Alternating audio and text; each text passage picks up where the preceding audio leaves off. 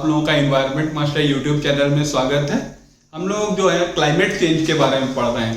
Climate change क्या है, उसके किस करीब कौन कौन से इम्पैक्ट्स पड़ते हैं, ठीक है। What are the different theories of climate change, हम लोग ये पढ़ रहे थे। So previously we have studied about the continental drift theory, plate tectonic theory. उसी सीरीज में हम लोग जो डिफरेंट प्लैनेट्स हैं एंड द अर्थ का rotations and revolutions around the sun, ठीक है, वो किस तरीके से हमारा इम्पैक्ट करता है क्लाइमेट चेंज को, उसके बारे में हम लोग स्टडी करेंगे। तो इस स्टडी को मिलेनकोविच एक साइंटिस्ट थे, उन्होंने काफी बेहतर तरीके से समझाया है। तो what are the different motions that has been taken by the earth around the sun, ठीक है। These are basically the two motions and three motions has been provided by the Milankovitch. Milankovitch ने तीन motions बताया, that the eccentricity, obliquity and precession. But तो basically the two motions होते हैं अर्थ के around the सन, वो होता क्या है, रोटेशन और रिवॉल्यूशन। एक्चुअली होता क्या है कि earth revolves around the sun in the electrical orbit in a 365 days and 6 hours. And the rotation of Earth takes place on its own axis 24 hours. So the rotation of Earth की वजह से हमारा day and night diurnal variations होता है, local time में variations होता है, and revolution of अर्थ की वजह से डिफरेंट वेदर फॉर्मेशन होता है। What are the different weather formation depending on the revolution of earth, and revolution of earth and rotations of earth को के कंबाइंड इफेक्ट की वजह से डिफरेंट पोजीशंस पे डिफरेंट हमारा वॉट पर मीटर स्क्वायर में सोलर इरेडियंस पड़ता है, ठीक है। तो वो सोलर इरेडियंस जो है किस तरीके से इंपैक्ट करता है क्लाइमेट चेंज को, उसको बेहतर तरीके से बताने के लिए मिलेनकोविच प्रिंसिपल्स जो है, मिलेनकोविच साइंटिस्ट ने कुछ प्रिंसिपल्स दिए, उसमें हमारे थ्री मोशंस हैं। Like first one is the eccentricity, second one is the obliquity and third one is the precession. So ये क्या है, किस तरीके से इंपैक्ट करते हैं, उसको हम लोग आगे देखते हैं। बट ये चीज है कि जो हमारा इसेंट्रिसिटी ऑफ अर्थ है, ठीक है, इसेंट्रिसिटी का मतलब हुआ कि जो जिस हमारा ऑर्बिट में अर्थ रिवॉल्व करता है around the sun, that is not actually the circular orbit. Perihelion के साइड में this is 146 million kilometres and aphelion के साइड में दिस इज 152 मिलियन किलोमीटर्स, यानी कि और earth is on sun is on at the orbits one focus, this is not at the central position, ठीक है। तो उसकी वजह से क्या होगा कि जब डिफरेंट लोकेशंस के ऊपर सन जो है अर्थ से डिफरेंट पॉइंट्स पे डिफरेंट लोकेशंस पर है, तो सन से अर्थ की तरफ आने वाली जो सोलर इरेडियंस है वो भी वॉट पर मीटर स्क्वायर में डिफरेंट होगा। उसकी वजह से सोलर इरेडियंस डिफरेंट होगा, तो टेम्परेचर भी डिफरेंट होगा। तो इन सबको समझते हैं, ठीक। फिर ऑब्लिक्विटी का क्या मतलब है कि जो अर्थ है, अर्थ जो है हमारा स्ट्रेट लाइंस में नहीं है, उसमें क्या है कि कुछ टिल्ट है। तो अर्थ कितने एंगल पे टिल्ट है, that is 23.5 degree. So 23.5 degree जिस एंगल के ऊपर अर्थ टिल्ट है towards the sun, that is not the constant, that varies in a time frame of nearly 41 to 46,000 years. 41,000 से 46,000 ईयर्स में हमारा ये 22.5 डिग्री से 24.5 डिग्री के बीच में ये टिल्ट जो है वो कम ज्यादा या मूव होता रहता है। जिस वक्त में हम लोग हैं इस टाइम पे जो टिल्ट है दैट इज 23.5 डिग्री, और जो इसका टाइम फ्रेम है इसेंट्रिसिटी का, that is nearly 95,000 years to 1,25,000 years. 95,000 से 1,25,000 ईयर्स के है, एंड मीन में अगर हम देखें दैट इज 1 लाख ईयर्स। तो 1 लाख ईयर्स के एक साइकिल रहेगा जिसमें ये हमारा इसेंट्रिसिटी जो मोर इलिप्टिकल ऑर्बिट से मोर सर्कुलर ऑर्बिट की तरफ मूव करेगा। अब जब इलिप्टिकल ऑर्बिट में है और सन एक एट फोकस पर है, तो उससे हमारा इरेडियंस डिफरेंट है। लेकिन अगर किसी भी एक सेंटर से सर्कुलर ऑर्बिट में है, तो डिफरेंट पॉइंट से डिफरेंट लोकेशन से उसकी डिस्टेंस भी सेम रहेगी।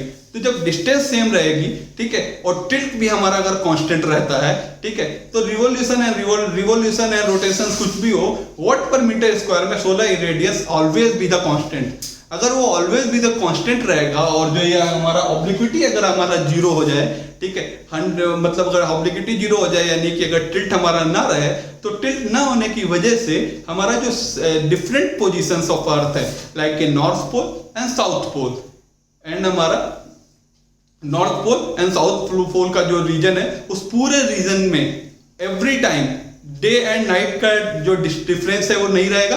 डे एंड नाइट जो है कांस्टेंट रहेगा, मतलब डे जितने टाइम का डे होगा उतने ही टाइम की नाइट भी रहेगी। ठीक है, तो ये प्रॉब्लम्स हमारी रहेगी। तो इसको हम लोग समझते हैं, आगे बढ़ते हैं इसेंट्रिसिटी, ऑब्लिक्विटी और प्रिसिशन को। सो जैसा कि हम लोगों ने मिलेनकोविच प्रिंसिपल्स में देखा था कि there is three motions, one is the eccentricity, second one is the obliquity and third one is the precession. So eccentricity किस तरीके से रहता है कि ये एक इलिप्टिकल ऑर्बिट है जिसमें हमारा अर्थ जो है रोटेट करता रहता है, अर्थ रिवॉल्व करता रहता है, सॉरी, ठीक है। टिल्ट ऑफ अर्थ जो है that is 23.5 degree. Okay, so sun is at a distance of 146 million kilometre from one position where it impacts where the sun rays directly falls near the southern hemisphere or the tropic of Capricorn, but 152 million kilometre में रहेगा when aphelion के time पे, जब हमारा sun rays directly towards the northern hemisphere या tropic of cancer के पास में हमारा रेज रहेगा। ओके, सो जो पेरिहिलियन का टाइम है, ठीक है, इसमें जो है हमारा जनवरी मंथ में रहता है। Aphelion nearly in start of early July month में रहता है। अब जैसा कि हम लोग देख रहे हैं कि टिल्ट हमारा 23.5 डिग्री, इसको हम लोग आगे चल के ऑब्लिक्विटी में भी समझेंगे, तो 146 मिलियन किलोमीटर है ना, 152 billion kilometre. As the distance changes then what per metre square में solar irradiance will be changes. So solar irradiance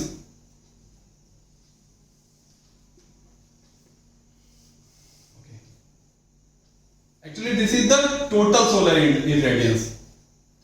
total solar irradiance होता क्या है? total solar irradiance in a watt per meter square, so total solar irradiance in a watt per meter square is a power, this is the total electromagnetic energy coming from the sun to the earth at the outer atmosphere। यानी कि अर्थ के outer atmosphere तक सन की तरफ से जो raise आती है उसकी इलेक्ट्रोमैग्नेटिक एनर्जी जो आती है उसकी पावर कितनी है, that is the total solar irradiance, sorry, this is the total solar irradiance. तो जब हमारी डिस्टेंस यहाँ पे कम है, यहाँ पे डिस्टेंस हाई है, तो यहाँ पे अगर हमारा टोटल सोलर इरेडियंस हमारा ई रहेगा, देन डिस्टेंस हाई होने की वजह से this solar irradiance at the aphelion will be 94% of solar irradiance at the perihelion, directly depending on that is not the total 94%, this is 94.01% nearly। Okay, सो इसकी वजह से क्या रहेगा कि अब यही नहीं है, होता क्या है कि ये ऑर्बिट जो है ये हमारा different location, different time frame में हमारा डिफरेंट पाथ फॉलो करवाता है, ऑर्बिट्स चेंज होते रहते हैं। तो जब ये ऑर्बिट हमारा धीरे धीरे चेंज हो रहा है, ये पूरा जो टाइम फ्रेम लेता है दैट इज 95,000 to 1,20,000 ईयर्स। तो मीन अगर हम देखें तो 1 लाख ईयर्स रहता है। 1 लाख साल में ये ऑर्बिट जो है चेंज होकर के, यानी कि मोर इलिप्टिकल टू मोर सर्कुलर से मोर इलिप्टिकल होता है, यानी कि इलिप्टिकल से सर्कुलर होता है 50,000 ईयर्स में, एंड देन फिर 50,000 ईयर्स में फिर सर्कुलर से इलिप्टिकल होता है। तो अगर ये ऑर्बिट हमारा पूरा सर्कुलर हो जाए, if this orbit will be circular, then the total distance always be the same, हर एक पॉइंट से डिस्टेंस सेम रहेगा, then irradiance will always be the same at both position, there will not be any the aphelion, nor will be the any perihelion, so this is the climate change। यानी कि eccentricity होने की वजह से किसी एक position पे, किसी एक टाइम फ्रेम में हमारा वाट पर मीटर स्क्वायर में इरेडियंस काफी कम है, उसकी वजह से किसी एक लोकेशन पे टेम्परेचर जो है कम पाया जा रहा है और किसी पे हायर टेम्परेचर पाया जा रहा है। डिस्टेंस ऑफ अर्थ उसी सेम पाथ में मूव करने की वजह से भी डिफरेंट पोजीशंस पे हमारा टेम्परेचर कम या ज्यादा रहता है।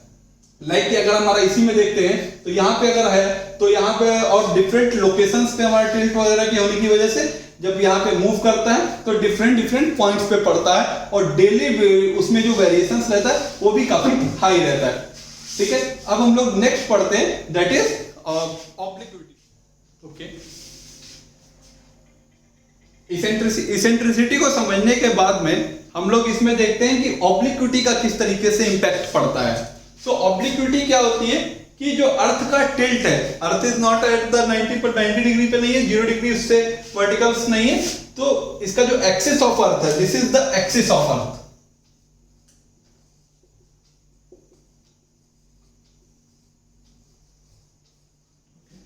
जो एक्सिस ऑफ अर्थ है ये वर्टिकल से 23.5 डिग्री पर अभी इस वक्त है, but this is not the constant, ये कांस्टेंट नहीं है।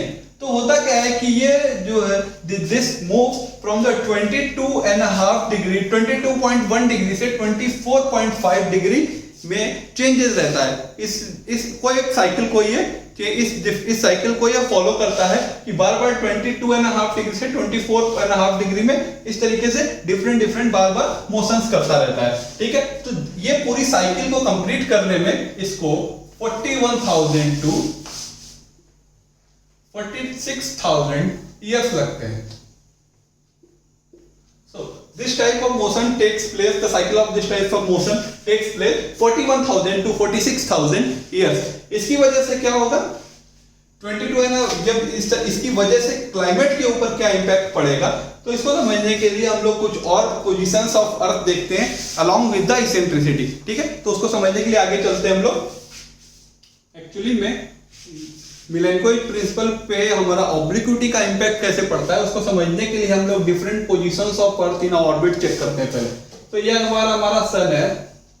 ओके, तो सन से दो पोजीशंस पे अगर ये रहता है, लाइक अगर हमारा पेरिहिलियन है और ये एपेरियन की पोजीशंस है, तो इस पोजीशन पे अगर हमारा सन है तो इसमें it is directly in contact with the Tropic of Capricorn, और इस पोजीशन पे sun will be directly in contact with the Tropic of Cancer. Actually 23.5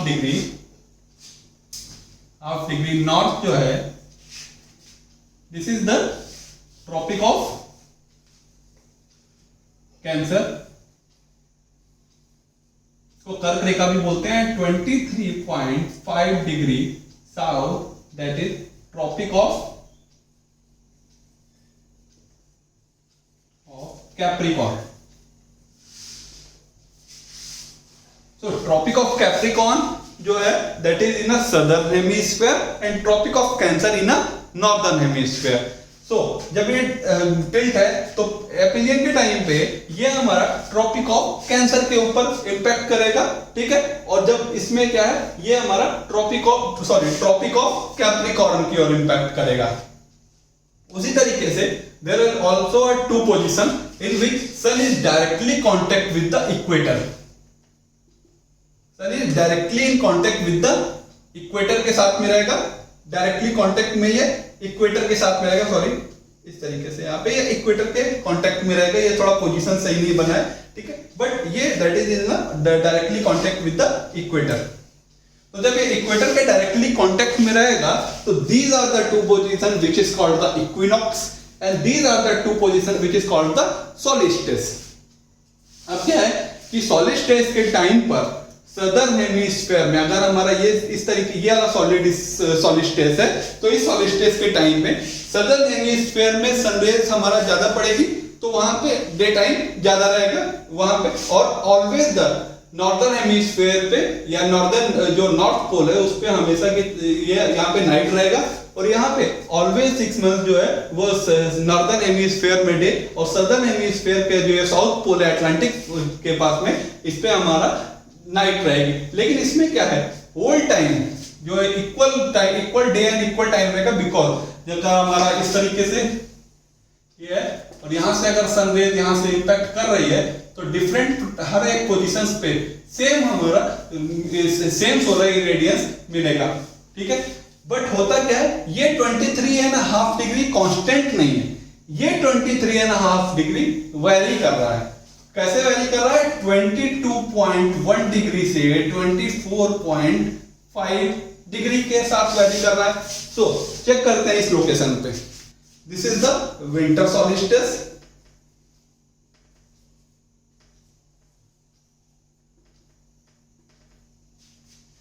this is the summer solstice.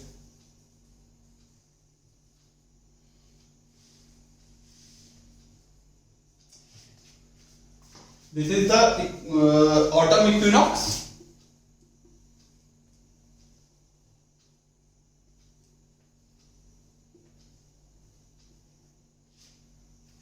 This is the spring equinox.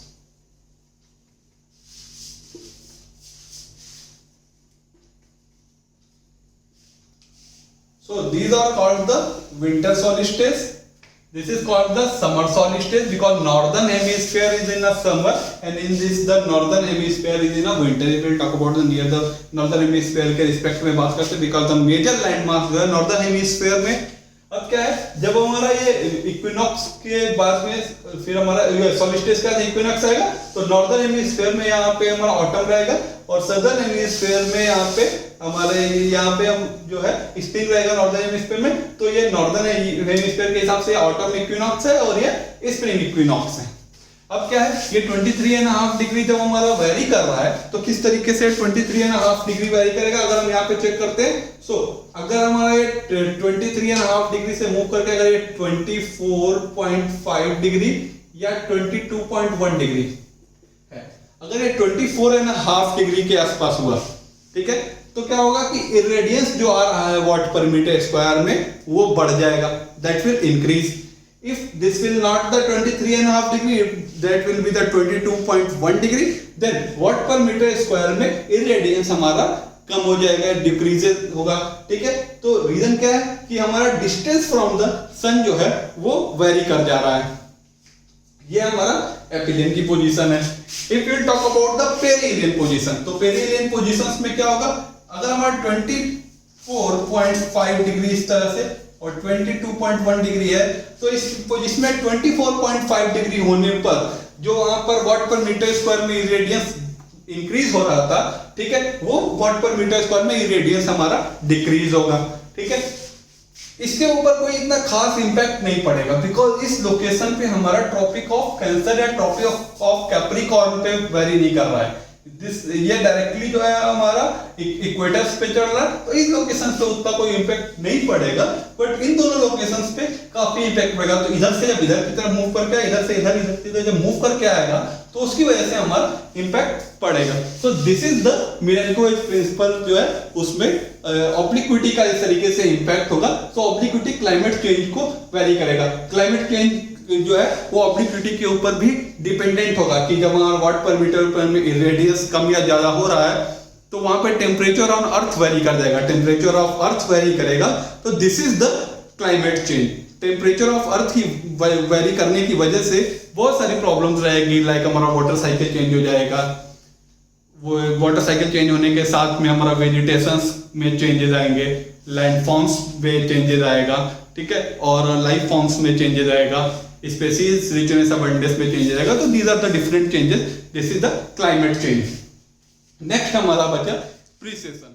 Okay, Milenkovic principles में हमने दो पढ़े, obliquity, eccentricity. Obliquity का cycle था that is 41,000 से 46,000 years and eccentricity has the cycle 95,000 years to 1,25,000 years. तो this year इतने time में ये वेरी कर रहा था। बट जो प्रीसेशन है, प्रीसेशन को समझने के लिए हम लोग लट्टू की बात करते हैं, दैट इज अ वोबल। तो जो वोबलिंग मोशन करेगा, यानी कि अगर हमारा एक लट्टू है ये मूव कर रहा है तो डिफरेंट मोशंस में इस तरीके से डिफरेंट करेगा मोशन, बट इसके साथ साथ में जब रोटेट कर रहा है इसके अराउंड, ठीक है, तो ये इस तरीके से भी मोशंस करता है। This motions is called the wobbling motion या प्रीसेशन। तो देखते हैं इसको, ये 23.5 डिग्री की तरफ अर्थ का एक्सिस है, लेकिन इसमें क्या है, वोबलिंग मोशन है, यानी कि पीछे की तरफ मूव कर रहा है, ठीक है, इस तरीके से इधर की तरफ मूव कर रहा है, कभी इस तरफ मूव कर रहा है। तो इस पूरे साइकिल में हमारा टाइम लगता है 26,000 ईयर्स। दिस लॉन्ग टाइम लगता है। तो अभी नाउ डेज के टाइम के हिसाब से क्या है कि जो हमारा अर्थ है ये एक्सिस जो है दिस इज टुवर्ड्स द, जो ये एक्सिस जो है एक्सिस का जो नॉर्थ पोल है this is towards the Polaris, this is the Polaris की तरफ है। तो जब हमारे पोलरिस की तरफ है तो this is the north pole, हम लोग इसको बोल देते हैं नॉर्थ पोल, या यहां पे नॉर्थ स्टार बोल देते हैं, या पोल स्टार भी बोलते हैं इसको, हिंदी वाले इसको ध्रुव तारा बोलते हैं, पोलरिस। दूसरा चीज क्या है, अगर ये वोबलिंग मोशन हो रहा है, ठीक है, तो वोबलिंग मोशन होने के बाद में किसी एक टाइम पर वेगा हमारा पोल स्टार हो जाएगा। सो पोलरिस टू वेगा में जब ये चेंज इस तरीके से होने में, यहां से यहां जाने में, this will take the time of 13,000 years लेगा। ओके, फिर वेगा से वापस पोलरिस तक आने में नियरली ऑलमोस्ट 13,000 ईयर्स का टाइम लगेगा। सो दिस रोटेशन जो हमारा ये प्रिसेशन है, प्रिसेशन भी हमारा क्लाइमेट चेंज को इंपैक्ट, क्लाइमेट चेंज को इनहांस करता है। कैसे कि अगर हमारा जो पोजीशंस हमने इससे पहले बनाई थी इक्विनॉक्स सोलिस्टिस, उसमें 23.5 डिग्री 22.1 से 24.5 डिग्री के बीच में जो टिल्ट मूव कर रहा है, ये हमारा जो इसेंट्रिसिटी वेरी कर रही है फ्रॉम 146 मिलियन किलोमीटर से 152 मिलियन किलोमीटर एपिलियन एंड पेरिहिलियन पे, उन सब पोजीशंस पे उस साइकिल के साथ में अगर इसको हम सुपर इम्पोज कर दें तो किसी एक पोजीशन पे एक कॉमन टिल्ट के ऊपर वोबलिंग मोशन भी हो रहा है। सो एक कॉमन टिल्ट के साथ में जैसे जैसे हमारा टिल्ट मान लो 22.1 डिग्री पे, जब मान लो हमारा टिल्ट था 22.1 डिग्री, डिस्टेंस हमारी कांस्टेंट थी, सेंटर ऑफ सन के सेंटर से सर्कुलर मोशन था, ठीक है। सारी चीज को हम लोग बेस से लेकर के चलते हैं, बेस से लेकर के चले तो ईच एंड एवरी पॉइंट जो है सेम डिस्टेंस है। अगर अर्थ पूरे रिवॉल्यूशन में अराउंड द सेम डिस्टेंस पे थी, ठीक है, जब हमारा डिस्टेंस जो है वो पूरी रेडियस कांस्टेंट थी हर वक्त उस पूरे ऑर्बिट की, उस समय पे टिल्ट 22.1 डिग्री था, किसी एक टाइम फ्रेम पे रहा होगा बहुत टाइम्स पहले। उसी समय पे अगर ये अर्थ जो है ये पोलरिस की तरफ में थी। अब जिस तरीके से अगर हम 13,000 ईयर्स तक ही पहुंचते हैं तो ये पोलरिस से वेगा की तरफ मूव किया, इस तरीके से बाहर की तरफ पे मूव कर रहा है मान लीजिए। उसी समय में टिल्ट जो है 22.1 डिग्री से लाइक 41,000 ईयर्स लेता है उस पूरे ऑर्बिट में मूव करने के लिए, तो 22.1 डिग्री से नियरली 24.5 डिग्री तक मूव कर रहा होगा, उसके नियर अबाउट कुछ पहुंचा होगा, तो टिल्ट की वैल्यू 23.5 डिग्री से थोड़ी सी ज्यादा होगी। और उसी में अगर जो वन पार्ट हम लोग देखें तो जो इसेंट्रिसिटी था, इसेंट्रिसिटी भी टुवर्ड्स द मोर इलिप्टिकल पहुंच जाएगी। तो इस तरीके से चेंजेस आएंगे। This is also the cause of a climate change. So these are the three motions like the eccentricity, obliquity, precession enhances the climate change because the temperature will change. Temperature will change होने की वजह से different landforms will change. Landforms से productivity will change. Productivity change होने की वजह से हमारा species will be change. Species richness, species abundance will be same. और बहुत सारे अदर क्लाइमेट चेंज के इम्पैक्ट्स रहेंगे लाइक हमारा परमाफ्रॉस्ट वगैरह रहेगा, किसी एक लोकेशंस पे परमानेंटली हमारा नाइट रहता है, किसी एक लोकेशंस पे परमानेंटली हमारा किसी टाइम में डे रहेगा।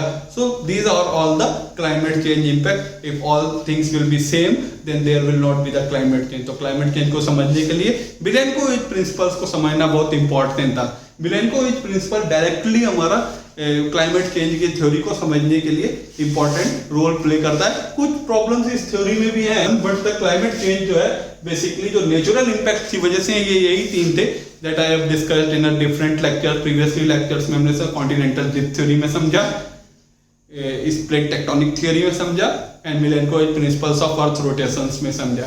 अब इसके आगे हम लोग एंथ्रोपोजेनिक एक्टिविटीज की वजह से किस तरीके से क्लाइमेट चेंज होता है, what is carbon dioxide theory, उसको समझेंगे। उसके बाद में global warming, green house gases, different conventions, protocol, उस सबको हम लोग आगे समझेंगे।